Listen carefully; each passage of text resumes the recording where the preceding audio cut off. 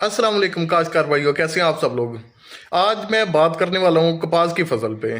तो कपास की फसल से हम अच्छा मुनाफा किस सूरत में या कैसे कमा सकते हैं, इसका तरीकाकार क्या रखना चाहिए।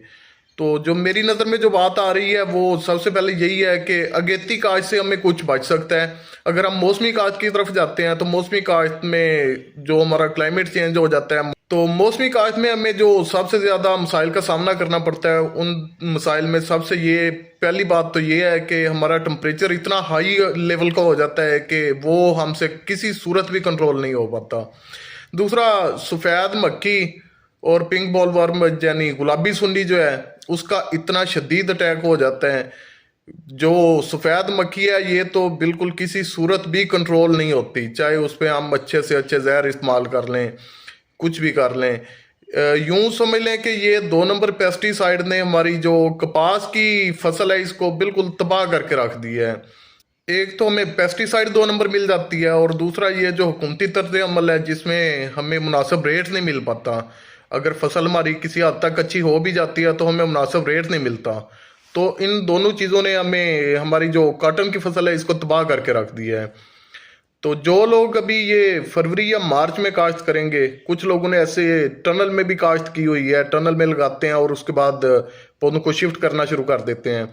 दूसरा एक तरीका लोगों ने अपनाया हुआ है कि जिन्होंने प्याज या तरबूज लगाया हुआ है वो प्याज और तरबूज में चोपे लगा देते हैं। तो ऐसे है कि उनकी फसल की 2-3 बार चुनाई हो जाती है। जब 2-3 चुनाइयाँ हो जाएं तो उसके बाद इसे ख़त्म कर देना चाहिए, क्योंकि अगर आप ख़त्म नहीं करेंगे तो इस पे गुलाबी सुंडी और सफ़ेद मक्खी जो है वो परवरिश पाना शुरू कर देगी, और फिर वो आने वाले कई सालों में वो उनकी जो तादाद है वो बढ़ती जाएगी, वो किसी सूरत भी कंट्रोल होने वाली बिल्कुल भी नहीं है। जैसा कि ये आप पिछले 2-3 साल से आप इस चीज़ की रूटीन देख रहे हैं, चाहे वो ट्रिपल जीन वराइटीज़ हों या कोई भी वराइटी हो, उस पर नुकसान ही है। तो करना ये चाहिए कि मतलब मार्च में अगर किसी के पास कोई रकबा या ज़मीन खाली पड़ी है तो आप लोग ऐसा करें कि जनाब मार्च में कपास लगा लें हर सूरत। ये वस्ती पंजाब में है और जनूबी पंजाब वाली साइड पे। सिंध के काश्तकार तो वैसे भी अगेती काश्त कर लेते हैं, वो पंजाब से तकरीबन बेहतर ही रह जाते हैं, उन्हें इतना नुकसान नहीं का सामना नहीं करना पड़ता। तो जो मकामी काश्तकार हैं जैसे ये वस्ती और जनूबी पंजाब के कुछ लोग ऐसे हैं या कुछ इलाके ऐसे हैं, जैसे हमारा सारा इन्हिसार जो है वो नहरी पानी पे है। तो नहरी पानी वो आता है तकरीबन चौथे महीने के आगाज़ में आ जाता है, या ऐसा होता है कि बाज़ सूरत में बाज़ दफ़ा चौथे महीने की 10 या 15 डेट को। तो वो अगर अप्रैल तक अगर काश्त हो जाती है तो कोई बहुत मंजे हुए काश्तकार हैं जो इससे फ़ायदा हासिल कर सकते हैं। वैसे साबित नहीं किया जा सका। तो जो काश्तकार अप्रैल तक अपनी काश्तकारी मुकम्मल कर लेते हैं, मतलब मौसमी काश्त में गंदम उठाने के बाद वो ज़मीन की तैयारी करके फ़ौरन से लगा देते हैं, तो उनकी फिर भी काफ़ी हद तक जो है वो एवरेज बेहतर रह जाती है, वो उससे कुछ ना कुछ फ़ायदा हासिल कर लेते हैं। और जैसा कि हम में हमारा नीचे वाला पानी ज़ेर ज़मीन पानी जितना भी है वो कड़वा है, हमारी नहर का पानी आना है तो हमारी बिजाई होनी है, वैसे हमारी बिजाई नहीं हो सकती किसी सूरत में। तो जब हमारी बिजाई नहीं होगी तो हमारी एवरेज बहुत हद तक मुतासर हो जाती है। ये लास्ट ईयर आपने देख लिया होगा, टेम्परेचर इतना हाई हुआ था, पौधों ने बहुत ज़्यादा शेडिंग कर दी थी, फ्रूटिंग उठाई तो बहुत थी लेकिन वो शेडिंग होने की सूरत में एवरेज इंतहा दर्जे की मुतासर हुई थी। तो कोशिश करें कि जैसे ही आप गंदम को क्लियर करें तो मैं तो ये कहूँगा कि 1 घंटे की भी ताखीर ना करें, फ़ौरन से आप अपनी ज़मीनें तैयार करें ताकि ज़मीनें खुश्क हो जाएं। खुश्क ज़मीन में वैसे भी कपास का जर्मिनेशन और ग्रोथ अच्छी होती है। तो अब बात करते हैं कि वैरायटी हमें कौन सी लगानी चाहिए। अगर मौसमी काश्त की बात की जाए तो इसमें 2 तरह की वैरायटीज़ लगती है, नॉन बीटी और बीटी, और साथ में ट्रिपल जीन। कुछ दोस्त जो है वो बीटी को पसंद करते हैं।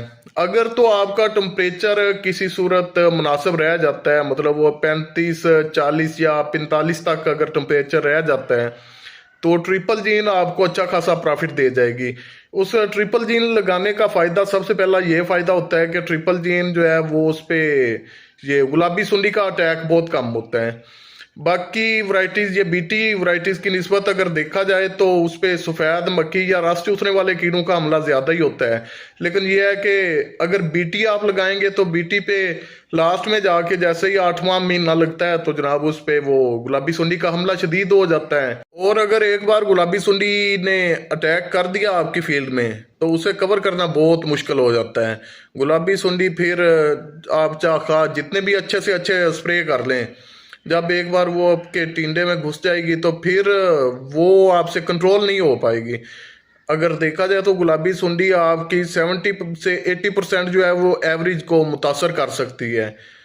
तो बेहतर यही है कि आप अल्लाह पाक से दुआ करें कि गर्मी का जो शेड्यूल है या दौरानिया है वो कम से कम हो, टेम्परेचर 50+ ना हो, 50 से नीचे नीचे ही रह जाए, तो ट्रिपल जीन आपको अच्छा खासा मुनाफा दे जाएगी।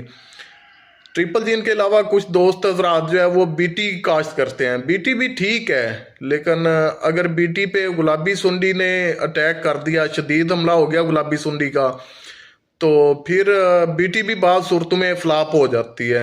बीटी भी आपको मुनाफा देने वाली नहीं है। फिर अगेती काश्त के लिए अगर ट्रिपल जीन वैरायटीज़ की बात की जाए तो आप उसमें FH 333 काश्त कर सकते हैं, FH ट्राई स्टार काश्त कर सकते हैं। उसके अलावा FH 666, 888, BS 352, 886, 313, BS 315, ये वो वैरायटीज़ हैं जिनको पिछले साल लगाया था, मैंने खुद भी लगाया है और ये वैरायटीज़ बहुत कामयाब रह गई हैं। ये वो वैरायटीज़ हैं जिनको मैंने बजाते खुद पिछली मरतबा काश्त किया और इनसे मैंने अच्छा खासा मुनाफा भी हासिल किया है। आप ये कामयाब वैरायटीज़ हैं, आप ये वैरायटीज़ लगा के आप अच्छा खासा मुनाफा हासिल कर सकते हैं। मुझसे हट के भी बहुत सारे काश्तकारों ने ये वैरायटीज़ काश्त की थी, हमारे आसपास भी बहुत सारे काश्तकारों ने लगाई थी। और ये वीडियोस देखने वाले जितने भी काश्तकार हज़रात हैं, ये भाई हैं, अगर किसी ने ये वैरायटीज़ काश्त की हैं तो वो मेहरबानी करके अपनी औसतन एवरेज जो पैदावार आप लोगों ने पिछले साल हासिल किया है तो उसके मुतल्लिक़ कमेंट्स में लाजमी बताइएगा। दोस्तों, उम्मीद है कि वीडियो की आपको समझ आ चुकी होगी। मिलते हैं एक नई वीडियो के साथ, तब तक अल्लाह हाफिज़।